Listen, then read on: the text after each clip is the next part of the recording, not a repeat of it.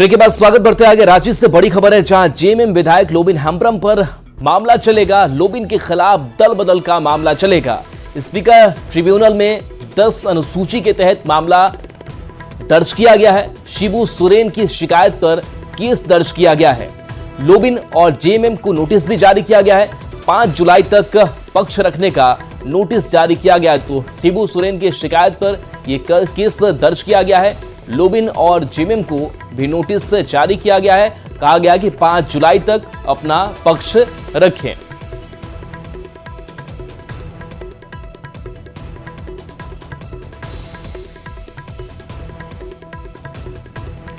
बेगूसराय से बड़ी खबर है, जहां बेखौफ अपराधियों ने एक कपड़ा व्यवसायी की गोली मारकर हत्या कर दी। हत्या के बाद इलाके में सनसनी है। वहीं घटना के बाद नाराज लोगों ने जमकर बवाल काटा। सदर अस्पताल में घंटों बवाल चलता रहा। यह घटना लोहिया नगर थाना क्षेत्र के लोहिया नगर ओवरब्रिज पुल के पास की है। परिजनों के अनुसार वो दुकान बंद कर घर लौट रहे थे, तभी पहले से घात लगाए अपराधियों ने व्यवसायी को गोली मार दी। बताया जा रहा है कि व्यवसायी ने कुछ दिन पहले ही प्रेम विवाह किया था। बेगूसराय के बलिया में पोखर खुदाई के नाम पर निकाली गई मिट्टी को खनन माफिया पर बेचने का आरोप लग रहा है। जानीपुर नया टोला के चटोरा बहियार में पोखर की खुदाई हो रही है। इसकी लिखित शिकायत बलिया गांव की विवेक कुमार ने मुख्यमंत्री को देकर इंसाफ की गुहार लगाई है। यहां जल जीवन हरियाली के तहत पोखर निर्माण किया जा रहा है। इसमें ठेकेदार की ओर से कोई बोर्ड भी नहीं लगाया गया है। नियम के मुताबिक पोखर की मिट्टी आसपास के खेतों को देना है, लेकिन ठेकेदार की ओर से 100 रुपए में मिट्टी बेची जा रही है। पुलिस को जानकारी देने के बाद भी कार्रवाई नहीं होने का आरोप लग रहा है। उसके बाद हम जब दूसरे दिन गए तो देखे कि हजारों हजार के संख्या में जो है ट्रैक्टर पर लाद के 100 रुपया ट्रैक्टर पर लेता था और मिट्टी जो है बाहर बेचता था। तब हम पूछे कि काहे मिट्टी बेच रहे हैं। तब वो ठेकेदार जो वहाँ था, जो मुंशी हो या जो भी हो, वो लोग सीधे बोला कि हाँ हम बेचेंगे हैं। नीच पेपर लीक मामले में 4 आरोपियों के खिलाफ केस दर्ज हुआ है। देवघर से गिरफ्तार 3 आरोपियों पर केस दर्ज हुआ है, जिसमें पंकु, परमजीत और राजीव पर केस हुआ है। शेखपुरा के रंजन कुमार पर भी केस दर्ज किया गया है। ईओयू ने इनके ऊपर साइबर फ्रॉड का केस दर्ज किया है। तो पंकु, परमजीत और राजीव इनका नाम है।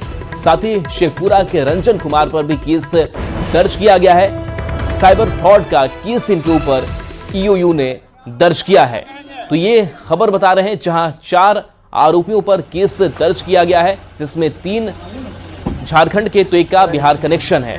तो देवघर से 3 की गिरफ्तारी हुई है, जिनकी आरोपी पर केस है। गिरफ्तारी के लिए जो है वो कोशिश भी हो रही है। पटना में जेपी गंगा पथ का काम जल्द पूरा होने वाले हैं। जल्दी दीघा से कंगन घाट तक का सफर लोग बिना जाम के पूरा कर पाएंगे। मुख्यमंत्री नीतीश कुमार जल्द ही इस पथ का उद्घाटन करने वाले हैं। मौके का जायजा लिया है न्यूज 18 संवाददाता विनीता मिश्रा ने। अब सीधे दीघा से गाय घाट होते हुए कंगन घाट का सफर पूरा कर पाएंगे, क्योंकि जेपी गंगा पथ कंगन घाट तक बनकर तैयार हो गया है। ये गाय घाट की तस्वीर आप देख रहे हैं, जो दीघा से गाय घाट तक लोग आराम से सफर कर रहे हैं और यहाँ अभी बैरिकेडिंग की गई है।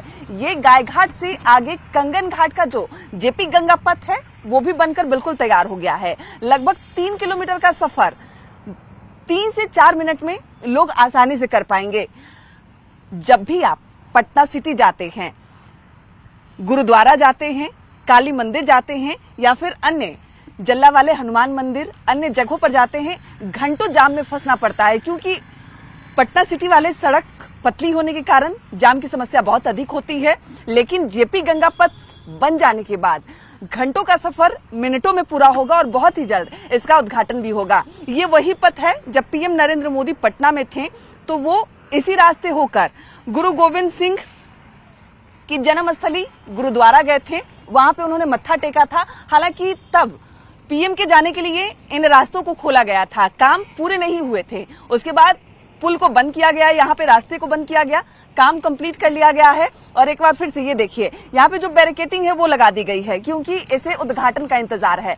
बहुत ही जल्द इस नए वाले जो पुल बनाई गई है, यानी गायघाट से लेकर गुरुद्वारे तक, उसका उद्घाटन होगा और उसके बाद गुरुद्वारा से यानी कंगन घाट से लेकर दीघा का सफर जो है वो आसान हो जाएगा। लोग आसानी से घंटों का सफर जो है वो मिनटों में कर पाएंगे और बहुत ही जल्द इसका उद्घाटन भी होने वाला है, क्योंकि काम लगभग पूर्ण हो गए हैं। काम को कंप्लीट कर लिया गया है और बहुत ही जल्द मुख्यमंत्री नीतीश कुमार इसका उद्घाटन करेंगे और उसके बाद सीधे जो लगभग 20 किलोमीटर का सफर है दीघा से लेकर कंगन घाट तक, वो आसानी से मिनटों में लोग कर पाएंगे। कैमरामैन अजय दुबे के साथ विनीता मिश्रा, न्यूज़ 18 पटना। औरंगाबाद की सब्जी मंडी को खाली करने के लिए कोर्ट ने आदेश दिया था, जिसके बाद से सब्जी मंडी के दुकानदारों में काफी गुस्सा है। दुकानदारों का कहना है कि वो काफी समय से यहाँ सब्जी की दुकान लगा रहे हैं। अगर अचानक जगह खाली करने का नोटिस मिला तो सैकड़ों दुकानदारों का जीवन पर असर पड़ेगा। साथ ही दुकानदारों ने जिला प्रशासन से थोड़ा वक्त देने की अपील की है। 50 वर्षों से यहाँ पर हम लोगों का रोजी रोटी चल रहा है सर। गरीब से गरीब तबका यहाँ जी रहा है।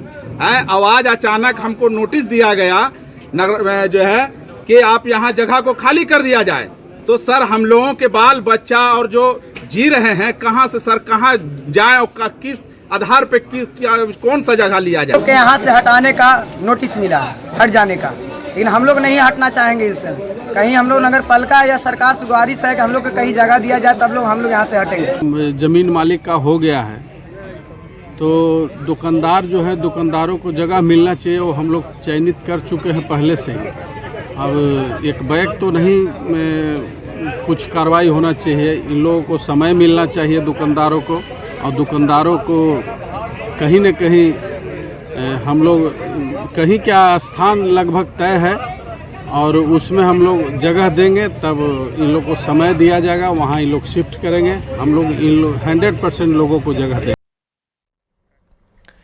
गया में आज से अग्निवीरों की भर्ती रैली की शुरुआत होगी। इसमें 11 जिलों से करीब 5,500 अभ्यर्थी शामिल होंगे जो अगले 5 दिन तक दौड़ लगाएंगे। अग्निवीर की भर्ती रैली में बिहार के शॉर्ट लिस्ट किए गए उम्मीदवारों के लिए गया सेना भर्ती ऑफिस की ओर से 25 जून से 29 जून तक रैली होगी। सेना भर्ती निर्देशक ने बताया कि दक्षिण बिहार के 11 जिलों के लिए रैली का आयोजन किया जा रहा है, जिसमें general duty, technical clerk, nursing, pharma के लिए फिजिकल टेस्ट देंगे। फिजिकल फिटनेस में पास होने के बाद उनकी ज्वाइनिंग हो जाएगी। रैली में ये अभ्यर्थी जो 5,500 अभ्यर्थी हैं, ये अगले 8 दिन में अपना रैली की प्रक्रिया पूरी करेंगे। रैली की प्रक्रिया 3 भागों में होती है। सर्वप्रथम इसमें 1.6 किलोमीटर की रन होती है। जो अभ्यर्थी सफल होते हैं तत्पश्चात उन्हें फिजिकल फिटनेस टेस्ट के लिए भेजा जाता है। मुजफ्फरपुर के Lalit Narayan Mishra college of business management के कार्यक्रम में राज्यपाल राजेंद्र विश्वनाथ हार्लेकर शामिल हुए। कॉलेज के संस्थापक और बिहार के पूर्व मुख्यमंत्री जगन्नाथ मिश्रा की जयंती और कॉलेज के फाउंडेशन डे के अवसर पर राज्यपाल को गार्ड ऑफ ऑनर दिया गया। इसके बाद राज्यपाल ने कॉलेज में बनी नई सेंट्रल लाइब्रेरी का उद्घाटन कर लोगों को संबोधित किया। राज्यपाल ने कहा कि विकसित बिहार का सपना तभी साकार हो सकता है जब हम पिछड़ेपन का राग अलापना छोड़ दें। बिहार आज बहुत आगे निकल चुका है, पुरानी सोच बदलनी होगी।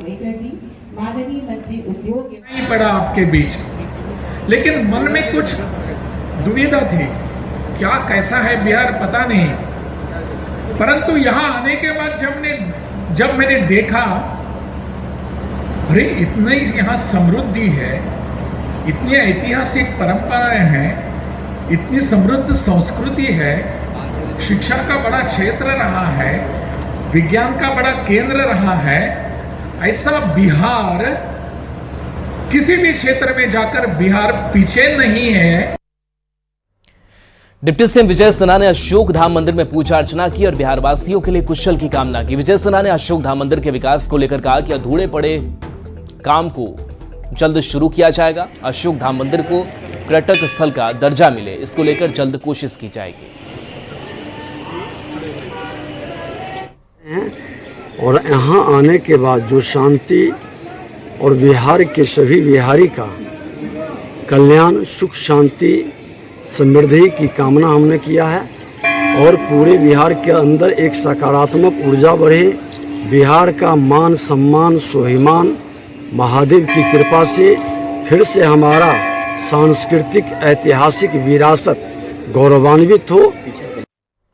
वन पर्यावरण और जलवायु परिवर्तन मंत्री डॉक्टर प्रेम कुमार ने विभाग का विजन डॉक्यूमेंट जारी किया, जिसमें वन पर्यावरण और जलवायु परिवर्तन के क्षेत्र में अगले 5 सालों में किए जाने वाले कार्यों का जिक्र है। साथ ही इस डॉक्यूमेंट में डीपीआर भी दर्शाया गया है। 3,59,000 जी उसी का हर जिले में, हर मान डिवीजन में विजन डॉक्यूमेंट बना है करके। हमारा डिवीजन जो अपना औरंगाबाद है, अर्बन जुड़ा हुआ है करके, तो इससे 28 हमारा डिवीजन है जी, और 28 डिवीजन में हमने बनवा दिया है करके। सारे हमारे डीएफओ और सारे कंजर्वेटर और वन विभाग के वरीय पदाधिकारियों के कोऑर्डिनेशन से और नीचे रेंजर हमारे हैं, सबके सहयोग से तैयार किया गया है कि आने वाले 5 वर्षों में हमें क्या करना है पर्यावरण, वन, जलवायु परिवर्तन क्षेत्र में, उसकी हमारी तैयारी कर रहे हैं। जंगल में रहने वाले जनजातीय परिवारों के साथ अब अन्याय नहीं होगा, ये बात झारखंड के मुख्यमंत्री चंपाई सोरेन ने साफ कर दिया है। एक कार्यक्रम के दौरान सीएम ने अधिकारियों से दो टूक कहा कि जानबूझकर जमीन के पट्टा का आवेदन रद्द करने वाले अधिकारियों के खिलाफ सरकार कार्रवाई करेगी। ये रिपोर्ट देखिए।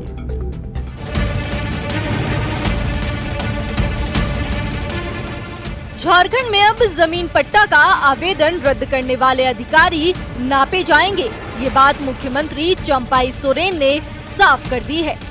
डीसी और डीएफओ के कामकाज को लेकर मिल रही रिपोर्ट के आधार पर सीएम चंपाई सोरेन ने दो टूक कहा कि अब ऐसा नहीं चलेगा। आवेदन रद्द करने वाले अधिकारियों को जवाब देना होगा और वन अधिकार कानून के तहत जंगल में रहने वाले जनजातीय परिवार को उनका हक देना होगा। अब जंगल में रहने वाले परिवार के साथ धोखा नहीं होने देंगे। इसीलिए हम लोग इस व्यवस्था आने के बाद भी हम लोग जरूर कुछ पीछे है, लेकिन अब पीछे नहीं होगा। ये बड़ा सोच समझ के अभियान को हम लोग आयोजन करने जा रहे हैं। इसीलिए इस कार्यशाला में हम लोग डीसी का उपायुक्त को बुलाया है कि आज एक दायित्व है, एक जिला के अंतर्गत में डीओपी के साथ मिल के हर को पट्टा देने का काम करे। जिसका जितना अधिकार है, जितना में अपना खेत खलियान बना के बैठा, घर बना के बैठा, उनको सब चीज उसको अगर 3 हेक्टेयर है तो 3 हेक्टेयर ही देना है। ये बहुत सा यहाँ आवेदन क्यों रद्द हुआ है? हजार आवेदन रद्द हुआ है। क्यों रद्द हुआ? किस ढंग का देखा? इसका जवाब भी देना होगा जो रद्द किया है। दरअसल रांची के श्री कृष्ण लोक प्रशासन संस्थान में अबुआ बीर अबुआ दिशोम अभियान के तहत कार्यशाला का आयोजन हुआ था। इस दौरान सीएम ने वन अधिकार कानून 2006 को सख्ती से लागू करने पर जोर दिया। कल्याण मंत्री दीपक बिरुआ ने भी अधिकारियों को मानसिकता बदलने की नसीहत दी। उन्होंने कहा कि वन अधिकार कानून को लागू करना जरूरी है और इसके लिए ग्राम सभा के फैसले को मानना होगा। वन अधिकार अधिनियम जैसे कानून ला करके वन क्षेत्रों में रहने वाले, चाहे वो अनुसूचित जनजाति हो या अन्य समुदाय के लोग हों, उनको हम फॉरेस्ट में अधिकार देना चाहते हैं। तो ये जो उद्देश्य है, ये जो भावना है, उसको समझने की जरूरत है। और जैसे सामुदायिक पट्टा का जैसे मामला आता है कि उस पंचायत के लोग, इस पंचायत के लोग, तो उसमें बहुत बड़ा 2000 एकड़ का जंगल है, जिसमें जो है ना कम्युनिटी राइट्स के लिए लोग जो है ना वो कहते हैं कि मेरा है, वो कहता है कि मेरा है। तो ऐसे स्थिति में क्या होता है कि लड़ाई होने का स्थिति होता है। तो ये सब चीजों को जब तक हम निपटारा नहीं करेंगे, वन अधिकार अधिनियम, गोलकेरा, सोनुआ और ये सब जगह जो है आज उग्रवादी के नाम से सरंडा फेमस है, तो उसमें ये सब चीजें भी बहुत बड़ा फैक्टर है। इसको हम लोगों को गंभीरता से लेना है। दरअसल झारखंड के जंगल में रहने वाले जनजातीय परिवार को वन पट्टा देने की सरकार की कोशिश पूरी नहीं हो पाई है, क्योंकि बहुत कम जनजातीय परिवारों को इसका लाभ मिल पाया है और इसकी बड़ी वजह वन पट्टा के आवेदन को अधिकारियों की ओर से लगातार रद्द किया जाना है। यही वजह है कि अब सरकार ने ऐसे अधिकारियों के खिलाफ कार्रवाई करने का आदेश जारी कर दिया है। न्यूज़ 18 संवाददाता अविनाश कुमार की रिपोर्ट। पटना में देर शाम हुई झमाझम बारिश से लोगों को गर्मी से राहत मिली। पिछले कई दिन से तापमान काफी था और उमस भरी गर्मी से लोग परेशान थे। मौसम विभाग की ओर से बारिश की संभावना जताए जाने के बाद भी बारिश नहीं हो रही थी। पटना के आसपास के इलाके में बारिश हो रही थी, लेकिन राजधानी में बारिश नहीं हो रही थी। झमाझम हुई बारिश से लोगों को राहत मिली और लोगों ने इसका खूब आनंद भी लिया है। दानापुर में भी तेज बारिश से लोगों को भीषण गर्मी से राहत मिली है। दानापुर और पटना के आसपास के इलाके में बारिश हो रही है। गर्मी से परेशान लोग कई दिनों से इस बारिश का इंतजार कर रहे थे। बताया जा रहा है कि ये बारिश किसानों को भी राहत पहुंचाने वाली है। किसान भी इस बारिश से काफी खुश हैं। मॉनसून में अब तक अच्छी बारिश नहीं होने के कारण धरती तप रही थी। हालांकि अब लोगों को गर्मी से राहत मिलेगी और वे मौसम का आनंद उठा सकेंगे।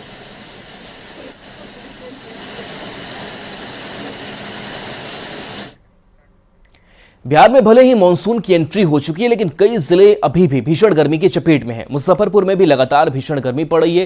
तापमान 40 डिग्री से ऊपर है। गर्मी से लोगों का हाल बेहाल हो चुका है। वहीं स्कूली बच्चे भी भीषण गर्मी से परेशान हैं। दोपहर में स्कूल में छुट्टी होने के बाद घर लौटते वक्त बच्चों को धूप का प्रतिकूल प्रभाव पड़ रहा है। बारिश नहीं होने की वजह से परेशानी बढ़ गई है।